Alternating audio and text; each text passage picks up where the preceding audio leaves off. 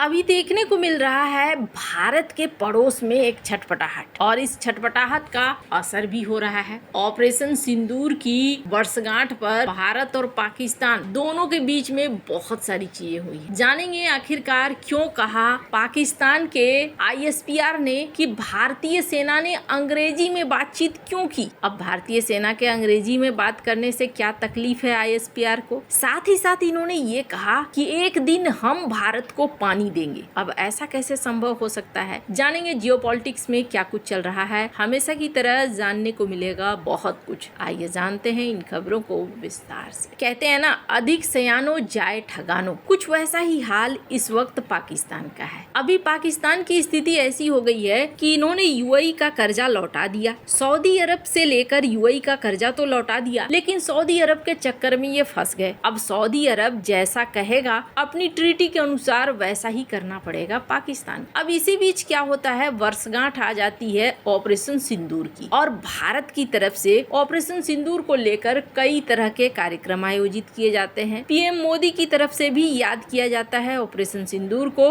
तो वहीं दूसरी तरफ कई वीडियो भी रिलीज किए जाते हैं। साथ ही साथ भारत के अधिकारी भी ऑपरेशन सिंदूर को लेकर बातें कहते हैं। स्क्रीन पर इस वीडियो को सुनिए, ये क्या कह रहे हैं। कि हमारी आर्म्ड फोर्सेस को ज्वाइन करें।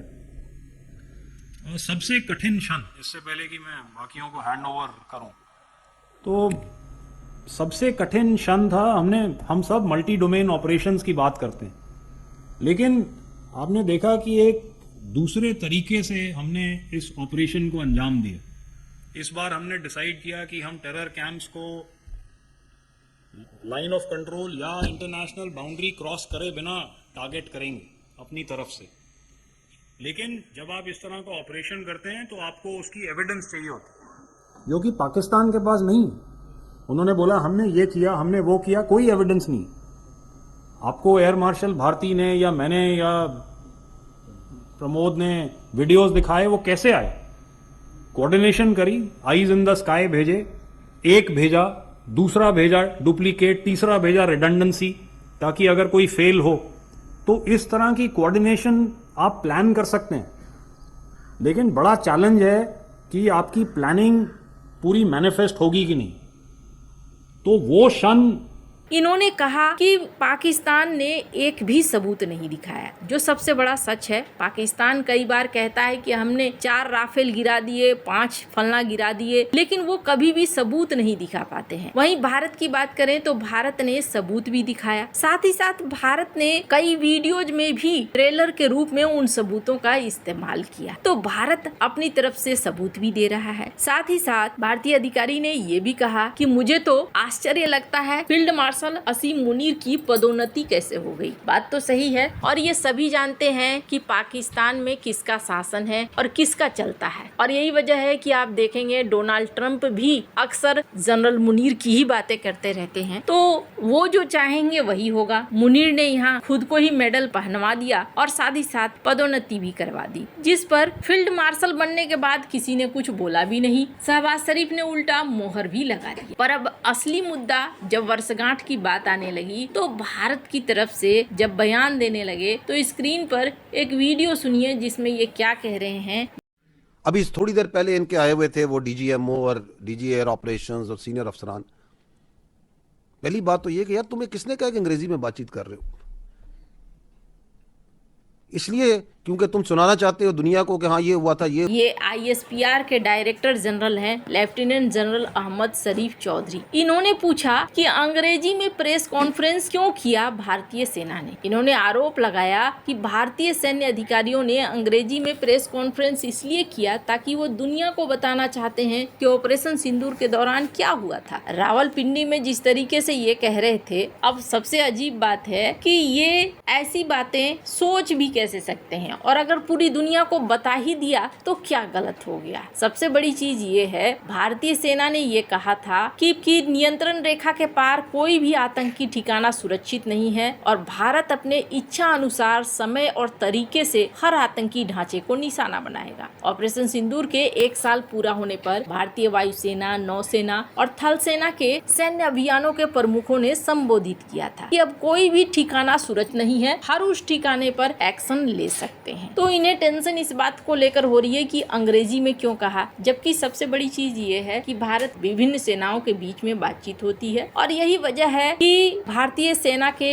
अलग अलग राज्यों के अधिकारी भी होते हैं। अंग्रेजी सैन्य और कूटनीतिक कम्युनिकेशन की स्टैंडर्ड भाषा मानी जाती है। अंतर्राष्ट्रीय मीडिया विदेशों तक संदेश पहुंचाने के लिए भी अंग्रेजी का इस्तेमाल होता है। तो कुल मिलाकर अगर देखें तो ये भाषा का मुद्दा नहीं है, एक तरह की साइकोलॉजिकल और मीडिया की मैसेज वॉर भी थी, जहां पाकिस्तान ने भारत के प्रेजेंटेशन स्टाइल पर सवाल उठाकर नैरेटिव बनाने की कोशिश की। मतलब आसान भाषा में समझे तो पाकिस्तान कहना चाह रहा था कि अगर बातचीत सिर्फ भारत पाकिस्तान के लोगों के लिए होती तो हिंदी और उर्दू में हो सकती थी, लेकिन अंग्रेजी चुनकर भारत अंतर्राष्ट्रीय ऑडियंस को टारगेट किया। यानी भारत दुनिया को दिखाना चाहता था कि उसने ऑपरेशन में क्या किया और उसका पक्ष क्या है। खैर, अब वहीं दूसरी तरफ एक और वीडियो देखिए जहां पर ये कमाल करते हैं। अब यहाँ पर ये क्या कह रहे हैं, ये पानी, ये जो 6 दरिया है, ये जो आते हैं कश्मीर से आते हैं ना, ये 1960 में जब इंडस वाटर ट्रीटी हुई थी, उसके अंदर से ये पहली दुनिया की शायद ट्रीटी है जिसके अंदर दरिया तकसीम किए गए थे कि 3 दरिया पाकिस्तान को, 3 दरियाओं का पानी उन्होंने हिंदुस्तान को दिया था। क्यों? Because they come from A disputed area, that dispute still exist. और इंशाल्लाह ताला जब वो डिस्प्यूट रिजॉल्व होगा, और वो रिजॉल्व होगा, तो ये क्या बनना है कश्मीर ने बनना है, पहले मैं बात कर चुका, as per the aspiration of people Pakistan, क्या बनना है? पाकिस्तान। तो ये 6 दरिया किसके? हमारे हैं।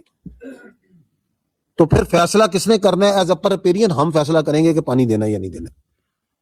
ये है 6 दरियाओं का अल्टीमेट मुकद्दर।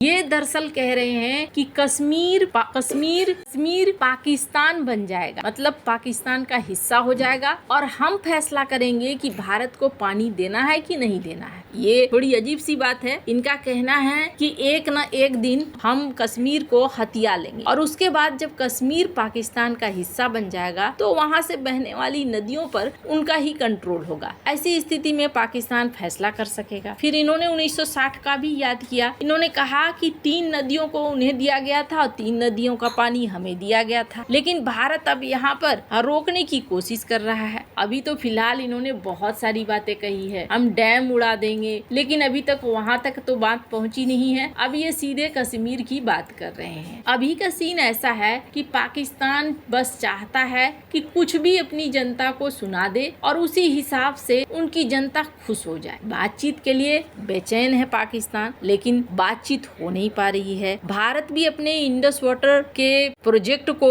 बहुत तेजी से आगे भी बढ़ा रहा है। मीडिया में उसके वीडियोज भी डाले जा रहे हैं। ऐसा नहीं है कि भारत छिप छिपा कर रहा है। वीडियोज डाले जाने का सीधा मतलब है कि देखो भाई, तुम हमें डरा रहे हो कि हम इस डैम को उड़ा देंगे और हम इसकी पल पल की अपडेट आपको दे रहे हैं कि देखो ये कैसे दिख रहा है और किस तरीके से हम आगे बढ़ते जा रहे हैं। खैर, हालांकि एक और चीज है, ये तो बातों की बात है और बातों का युद्ध है। बातों के युद्ध के अलावे भी पाकिस्तान अपने आप को लगातार मजबूत करने की कोशिश कर रहा है और यही वजह है कि चाइना से सबमरीन्स लेने हो या फिर फाइटर जेट लेने हो, इन दोनों मुद्दों पर वो तेजी से काम कर रहा है। अभी कहा जा रहा है कि चीन से 4 फाइटर जेट डील का ऐलान हुआ है, जिसमें J-35A भी है। पाकिस्तानी वायुसेना ने पुष्टि की है कि चीन से 5वीं पीढ़ी के लड़ाकू विमान J-35 को खरीदने के लिए शुरुआती सहयोग समझौता किया है। इसके अलावा J-10C, J-F-17 को अपग्रेड करने का भी काम चल रहा है। कुछ मीडिया में तो ये भी कहा जा रहा है कि पाकिस्तान इस साल के आखिर तक J-35 विमानों का पहला जत्था हासिल कर सकता है। ये अटकलें पिछले हफ्ते चीन के सरकारी टेलीविजन पर दिखाए गए एक वीडियो के बाद तेज हुआ था, जिसमें इस लड़ाकू विमान का पहला और पूरी तरीके से चालू एक्सपोर्ट वर्जन दिखलाया गया था। वैसे आपको क्या लगता है? इन सब मामले में आपकी क्या राय है? कमेंट कर जरूर बताएं। जल्द मिलते हैं अगले वीडियो में नई खबर के साथ।